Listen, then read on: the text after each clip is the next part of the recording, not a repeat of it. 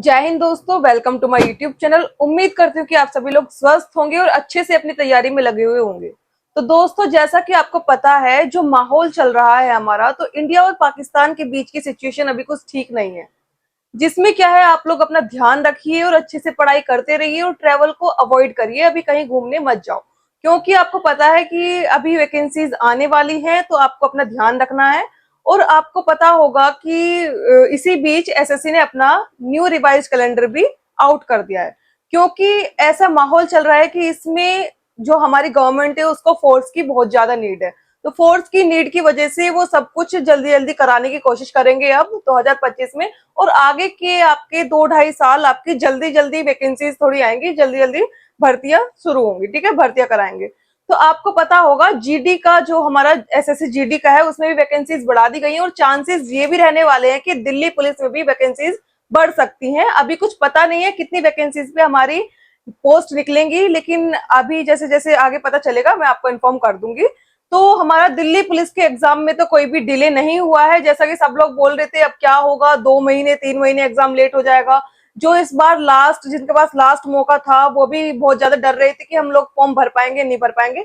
तो वो लोग इस बार फॉर्म भर सकते हैं, कोई ज्यादा डिले नहीं हुआ है एग्जाम में। उसी टाइम हमारा एग्जाम होगा। और जहां तक है, और भी आपकी वैकेंसी जो भी निकलेंगी, जो हमारे फॉर्म निकलेंगे, उसकी डेट और भी पहले हो गई है। ठीक है, तो आप लोग अच्छे से पढ़ाई करते रहिए। तो चलिए पहले थोड़ा अपना ये देख लेते हैं, कैलेंडर देख लेते हैं, कैसे कैसे कौन से फॉर्म निकलने वाले हैं। तो ये है हमारा एसएससी का कैलेंडर, आपको स्क्रीन पर दिख रहा होगा। ये हमारी सीजीएल और सीपीओ की वैकेंसीज तो थोड़ी लेट हुई है। इसमें हमारा 1 महीने 1-1.5 महीने थोड़ा आगे बढ़ गया है प्रोसेस। जो हमारा सीजीएल था और सीपीओ था, ये हमारा मई में निकलने वाले थे इनके फॉर्म, लेकिन अब जून में निकलेंगे। ये जो हमारा सीजीएल आप देख सकते हैं, ये हमारा 9 जून को इसके फॉर्म निकलेंगे। और आप एग्जाम देख सकते हैं, इसका एग्जाम हमारा 13 अगस्त से 30 अगस्त के बीच में हो जाएगा। और जो हमारा सीपीओ है, वो हमारे उसके फॉर्म निकलेंगे 16 जून से, और इसका एग्जाम हमारा 1 सितंबर से 6 सितंबर के बीच में हो जाएगा। तो ये तो था हमारा सीजीएल एंड सीपीओ। अब आप लोग दिल्ली पुलिस के देख सकते हैं। दिल्ली पुलिस के इस बार ड्राइवर के भी फॉर्म निकलेंगे, एडब्ल्यूटीपीओ के भी, एचसीएम के भी और कांस्टेबल के भी। चारों के इन्होंने अलग अलग, जैसे पिछले कैलेंडर की बात करें तो उसमें क्या था, हमारा 2 सितंबर से कांस्टेबल के फॉर्म निकलने वाले थे। लेकिन आप इस कैलेंडर में देखेंगे तो यहाँ पर दिखा रखा है कि जुलाई से सितंबर के बीच में कभी भी फॉर्म आ सकते हैं।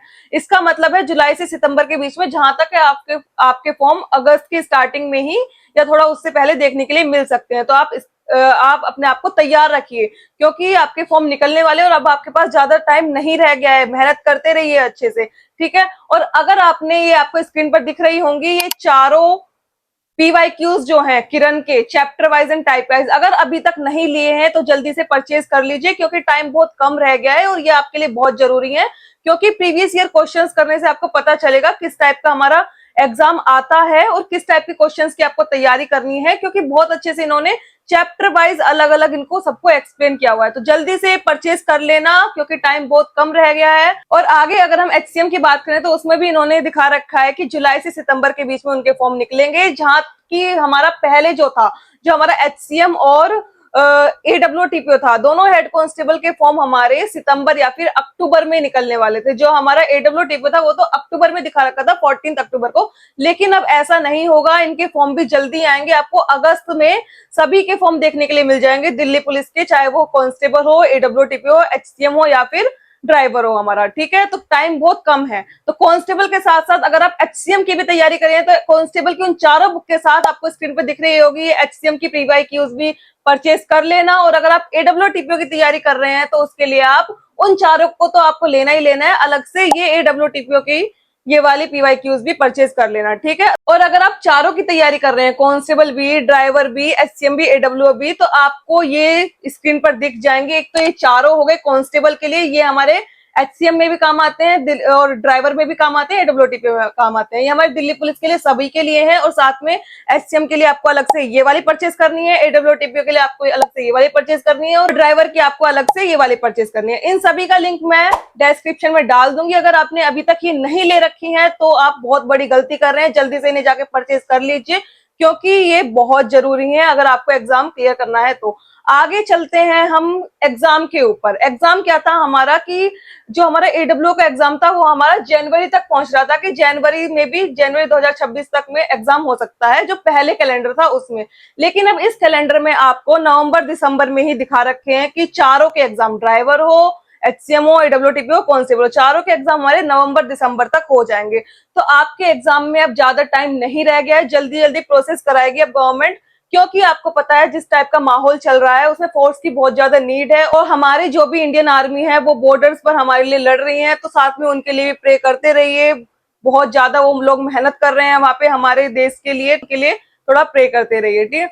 तो आपको दिख रहा होगा कि प्रोसेस अब जल्दी जल्दी होने वाला है। और अगर आपने इस बार सिलेक्शन नहीं लिया क्योंकि आपके पास इतना अच्छा मौका है, तो बहुत बेकार होगा आपके लिए ये, क्योंकि आपको पता है कि सिचुएशन बहुत ज्यादा बिगड़ने वाली है। आपको पता होगा कि आगे जैसा भी सिचुएशन होगी, अभी अगर वॉर हो जाती है तो बहुत ज्यादा सिचुएशन, बहुत ज्यादा देश में बहुत ज्यादा सिचुएशन खराब हो जाएगी। और ऐसे पहले हुआ था लॉकडाउन में, कितनी ज्यादा एकदम से बंद हो गया था सब कुछ, तो बहुत ज्यादा दिक्कतें आई थी, ठीक है। तो जॉब आपके लिए बहुत जरूरी है, एक सरकारी नौकरी अपने नाम कर लो जिससे आपका अपना, अपने परिवार का आप अच्छे से ध्यान रख सको। अगर कुछ भी सिचुएशन बिगड़ती है तो उनके लिए कुछ कर सको, आपको बहुत ज्यादा तंगी का सामना ना करना पड़े, ठीक है।